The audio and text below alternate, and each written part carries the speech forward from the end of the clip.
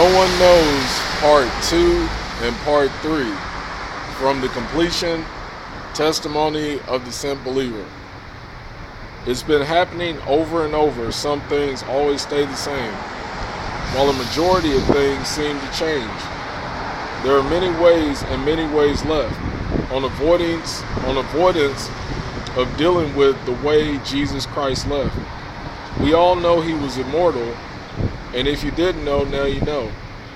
But his heart made him mortal, out of which our pain flowed.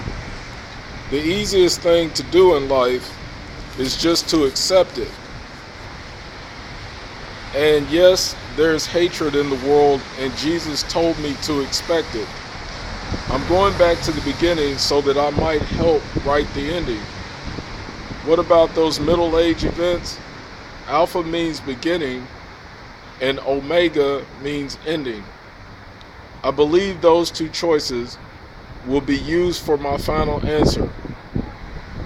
Knowing the words of Jesus is a remedy as a cure and not just as an answer. The life of repetition exists, but is always ever changing, with every testimony different as preparation for a homeward bound landing. Part 3. I say, look, my brother, use your imagination, but be reasonable, because some ideas would never serve the purpose for many occasions. I used to think small, but all things are possible that are reasonable.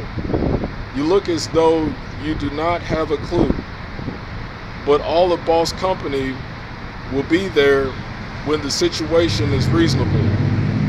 And even if it isn't reasonable, boss company is still there, sitting and waiting patiently because favor isn't fair. Be hospitable and domesticated last.